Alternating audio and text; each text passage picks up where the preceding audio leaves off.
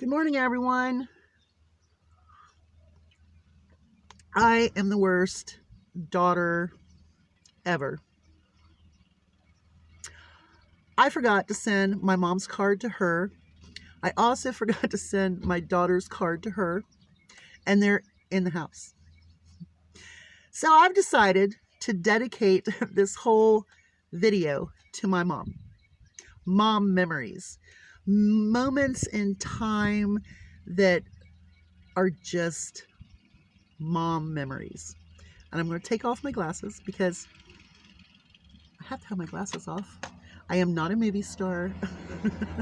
So I'm going to go through and try to go through this. I do have notes. I will be looking down in order to keep track of what I'm going to say. My mom. I sat for a minute, which was a very long time, recalling moments of time memories of my mom. I sat there, dogs were running back and forth, and I'm just scribbling them down. And pretty soon I had like 4 pages of just little notes in a notebook. The notebook I keep next to the TV and where I sit, so that way if I have a thought, I write it down. And then I go with it. So 4 pages of mom memories. And so I have kind of honed them down a little bit. But I want to talk about the ABCs. I wanted to go mom, A, B, and C and just do 3 words, but I couldn't. I did 9 words, 3 sets of ABC to describe my mom. Amazing, beautiful, and creative.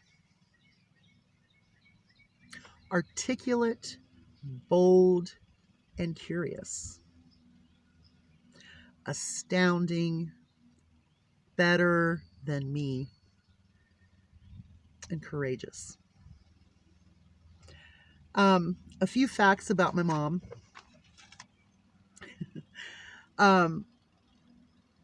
She has a lot of cookie jars. A lot of cookie jars.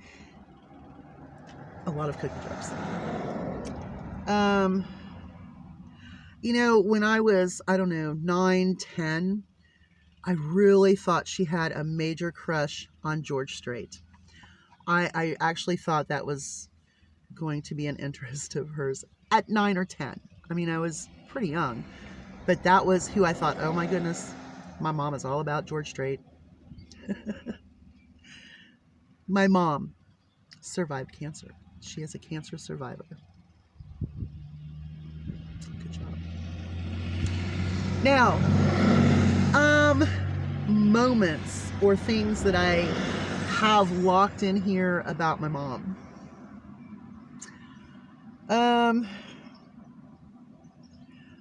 When I was about 10, 11-ish, I was in 5th grade, and I blossomed as a woman or a young lady.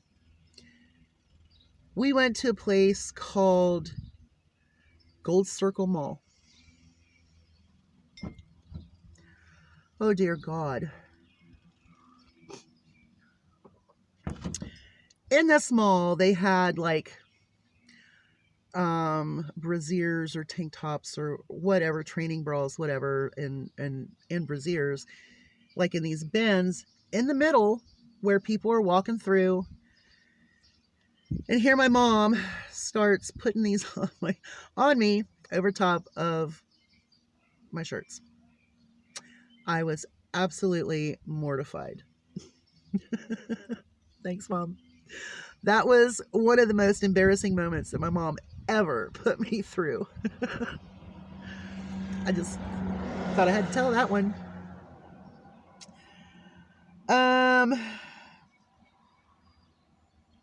That was the embarrassing moment.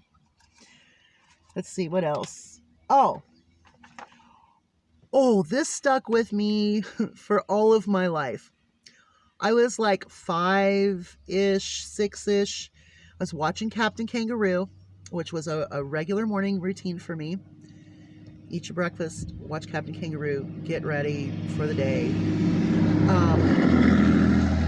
I was watching Captain Kangaroo and they were doing a craft, and the craft required pipe cleaners. And my mom was upstairs. There was a very long stairwell to where my mother was in the restroom up there, putting on her makeup, fixing her hair. And I got to the door and I said, "Mom," and she said, "We don't have any." And I went, "What?" And she went, "Pipe cleaners." And this is how I perceived it. So the wording might be a little different. Mom could correct me. And I looked at her and said, "How did you know?" And she says, "Because I'm a witch." I never questioned any further because, at that time, witches, you have Snow White witch, you have, conjuring witches, Hansel and Gretel, those are the kind of animated witches, in your mind, and you're going, "Oh, Wizard of Oz," and I'm just looking at her and she just keeps putting on her makeup, whatever. I just turned around, went back downstairs and finished watching it. But that stuck with me later on and later on. Every year, there was something I was thinking, she's going to know. She's a witch. She told me so. I thought that was funny. Now, I don't know the statute of limitations. And Mom, I'm sorry if this brings up any kind of court case or anything. My mom and I would have been 7, 8-ish. We're at a state park, or not a state park, but a park, a forest, a park. And we stole goose eggs out of a nest. Mom had bought a little incubator, and we took these goose eggs home and tried to incubate them. It did not work. But Mom, I really don't know what the statute of limitations is on that, but I just had to tell that. It stuck in my mind. I was so scared to death someone was going to come find these eggs. I have brought baby rabbits, birds, 2 baby goats. We had cats of our own that had issues. My mother was a very nurturing, taking care of animals kind of person, like dive in.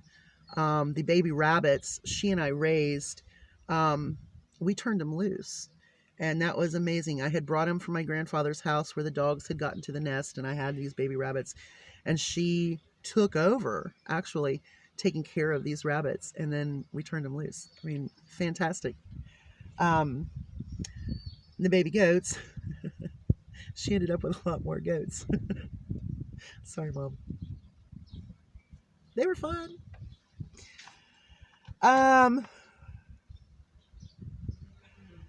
Let's see.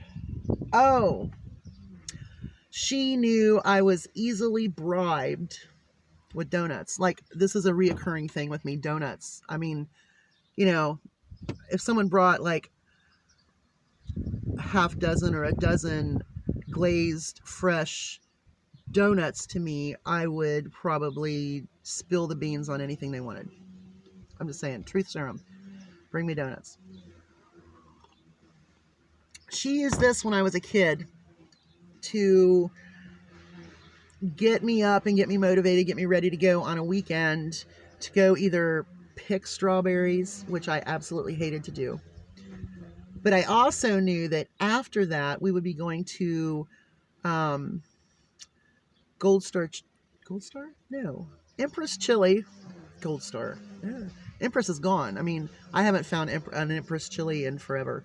Empress Chili, that I think at that time my aunt didn't own it, but she was working there, and we would go in there and get cheese conies or whatever after picking strawberries because it was just so close. So she could visit with her sisters, and I could have a cheese coney before we drive all the way back to the house, which seemed like forever now, but it wasn't. She would also do this donut trick for me to go yard sailing or auctions or flea markets, or really basically anything in the spring, summer, fall kind of time period. Now, in the wintertime, if we had to go Christmas shopping at the mall, there's a place called Northgate Mall. I don't even know if it's still around or not. But Northgate Mall was the happening place in that area. And what she would bribe me with then would be a Hot Sam's hot pretzel and a Tiki Hut fruit drink of strawberries, bananas, and orange juice. Always through my heart, you have to go through my stomach for some reason. But Mom knew those tricks. She always baked a red velvet cake for me every year for my birthday. They are very intense to make. I think they're a pain in the butt, but she did it every year. Now, one year she lied to me. My mother lied to me, lied to my face. Well, she wasn't looking at me. She was looking out the windshield of the car, and I'm over there looking at her as she's driving, and she lied to me. I was at cheerleading practice. It was my 11th birthday, I believe. 10th or 11th. Can't remember exactly. So she came and picked me up. We get in the car, and she's like, well, I'm starting dinner and doing this and that and everything. And I looked over at her, and there was icing right here. Some of the pink frosting icing, which I can't make, Mom. No matter what I do, I don't know what that frosting was. She would never tell me. She has never told me. I don't know what it is, but it was the most amazing frosting ever. She had some right here, pink. And I said, so did you bake my cake? Well, this year we're not going to get it this year. I just didn't have the time. I didn't, just did. Really? She just lied to me. That was the first time I ever knew my mom, and the only time I've ever known my mom to lie to me was over the red velvet cake for my birthday that year. And I said, Mom, you need to look in the mirror. And she did. Oh, yes, I baked you a cake. That was also the year that I got my hamster, Butterscotch, and I loved that hamster. There are some great stories about that hamster. We had a Doberman named Buckwheat, and for some reason, Butterscotch, it was like she was fine, and then all of a sudden, she just passed away. She was a really good hamster. If you can have a good hamster, she was a good hamster. And my mom and I put her in a little box and buried her, and Buckwheat actually dug Butterscotch up and brought her back to us. I'm kind of sketchy on the memory of that, but that's, I think, the gist of what happened. She could clarify it. She could put comments down below if she wanted to. And it was horrible. It's absolutely horrible. But this dog really loved this hamster. He loved her. She would be in her little ball, and he would go after her and clean up after her, so she could go through the living room, and he would make sure that everything was cleaned up. That was also the dog that I trained to open the garbage can, to throw away garbage. And then later my mom said, well, do you realize that now he can open the garbage can to get in it? And I was like, oh, okay. Well, it was a cute trick. It just backfired a little bit. Okay, let's see here. Oh, I just think this is amazing. When we would go grocery shopping, I was allowed to get one thing and one thing only. And sometimes I would pick a dried fruit of some sort, like apricots or something weird like that. And of course, Mom's like, yeah. And we would see kids in line at the grocery store because they always had the candy slots there. And they were throwing fits. And I can remember my mom, I'd look up at her and she'd look down at me and I'd be like, hey, not a problem. She never had that problem out of me. I don't think I ever threw a fit in the store. I knew the rules going in, and, if it was something for me, then it was okay. But if it was something else, or if it was a different kind of trip, then you just knew that as a kid. I mean, I did, but I was allowed to get one thing.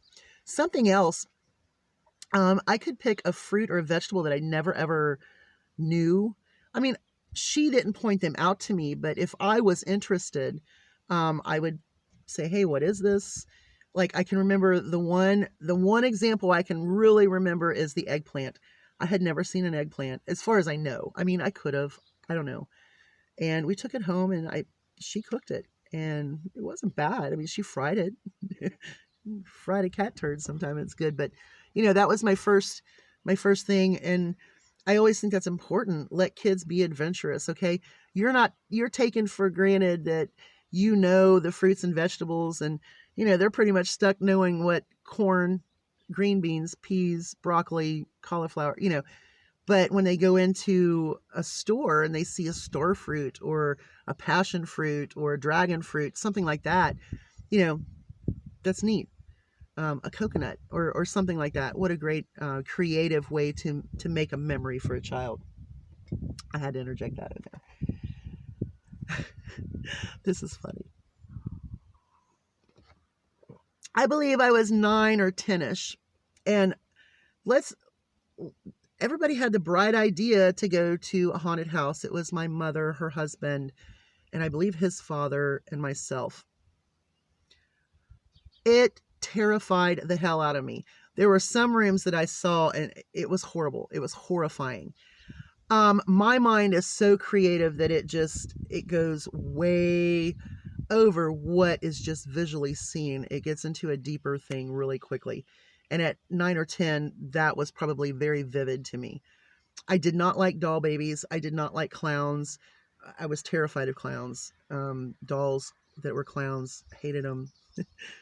There's a whole nother story of that, but Mom would let me do it, and I'll tell you about that. But she held my eyes through the whole haunted house. The whole haunted house, that woman walked and held my eyes until we got to the door. When she let her hand off, there was like a security guy standing there, and I just screamed like bloody murder. She's like, "I'm sorry." She's terrified. True story. Don't take me to a haunted house. I can't do it. I still can't do it. Sorry, Mom. I'm just not as bold as you.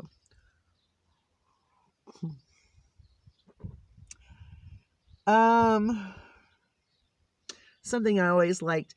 My mom was really into popcorn, and so many nights a week we would have popcorn as dessert. Of course, I had to wash dishes. I washed dishes every night. I had to go to bed at 9. So quit complaining. Just get your dishes done. Get them done. Get them done. Get them done. The worst things I hated were the pots and pans.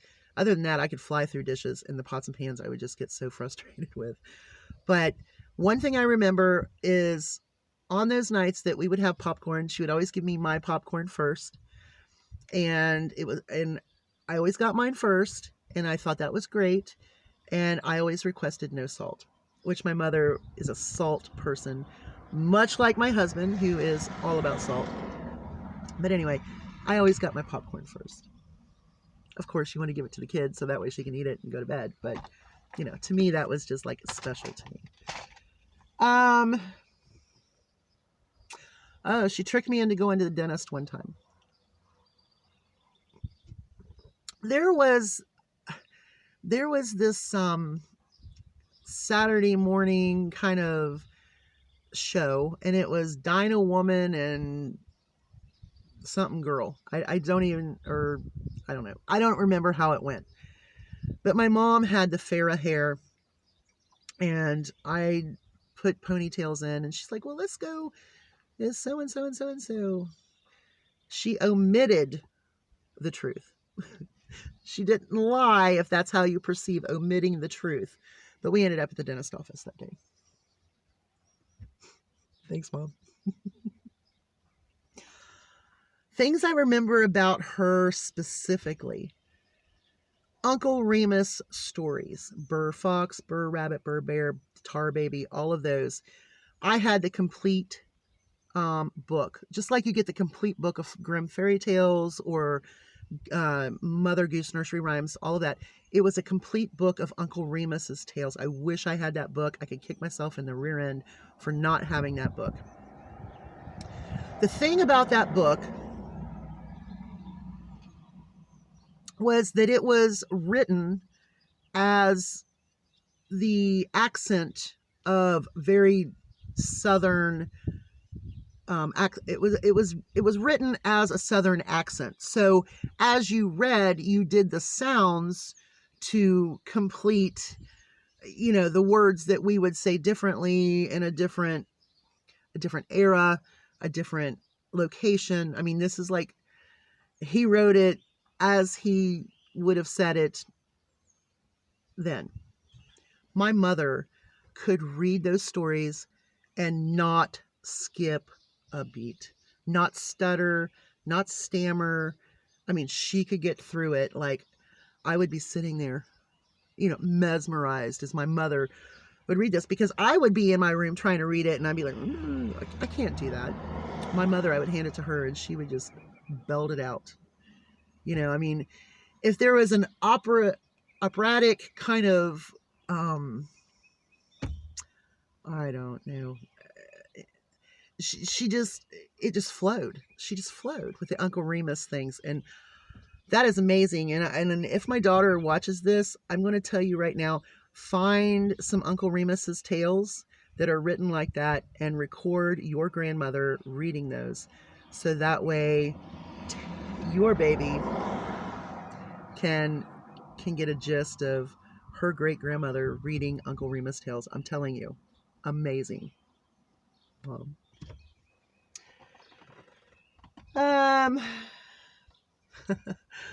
When I was in first grade or second, I can't remember, Mom signed me up to be a brownie. And I was very displeased at many things about being a brownie. Number one, those little dresses were horrible. And even if you got the slacks or whatever, the uniform, are you kidding me? Second of all, you would go into the gymnasium of the school and you would have this little mat that looked like fire and you would pretend like you were at a campfire. Hello. I had been coon hunting since I was 3 years old. I had been in the woods every day during summer from the time I was 3 until, well, I would go today if I could. And I pled with her. I was like, I don't want to do this. Now, I did join the basketball team, and I did kind of like that. That was kind of neat. So I think I transferred or something. I don't remember. But all I can remember is like, oh, Mom, I don't want to do this anymore. And I remember a little girl named Alma at that time. And she was just so terrified of everything. And I just remember her little face, and she was always so scared. I don't know why. Thanks, Mom, for letting me get out of the brownies. Thank you. I did a year of 4-H, and I'm not sure. I think it was cooking, and is it hospitality or something, where you had to do your food and then do a table setting to show your food as it were to be served. And I'm going to tell you something. My mom let me rock it. Oh my God. I think I did some California dip with fresh vegetables. So I did like a crudité, and I did this dip. I made it. I also did oatmeal raisin cookies. So I had to do 2 foods. I did oatmeal cookies, and I did the California dip with the fresh vegetable tray, a crudité. But anyway, she let me use her depression glass and some very fancy settings. And I think I placed very well. But I dropped out of 4-H. You know why? Because I had coonhounds, foxhounds. I mean, yes, I was I was being put into these involving things, and it was like, I really don't want to cut that time in my head as a little kid. Like, I can go to the woods, I can ride my horse, I can play with my dogs, I can go coon hunting, fox hunting, squirrel hunting, arrowhead hunting, mushroom hunting, ginseng hunting, and these things are going to take away from it. And I just didn't want that. I wanted to go to Papal's house. So she allowed me to make these decisions. The first job I had, pardon me, I was 15, and she had a tanning center, and a Pizza Hut manager would come in and do that. And she said she was looking for young girls. She was looking for young people to sign up to work for summer. And I kind of looked at Mom. I was like, hey, what do you think? I was 15. And the lady looked at me and looked at my mom, and she says, well, you'll have to sign for her. And so my mom went and signed for me, and I got my first job at Pizza Hut. Now, I'm the one going there working and really having a good time, because I really enjoyed that at 15. It was different than putting up hay or doing tobacco or gardens. This was actually doing something fun, cooking. I was in the cooking area.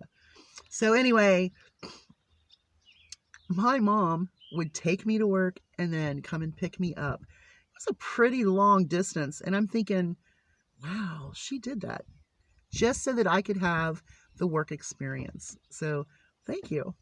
I love that. And, I like to work a lot. Let me see if I got everything.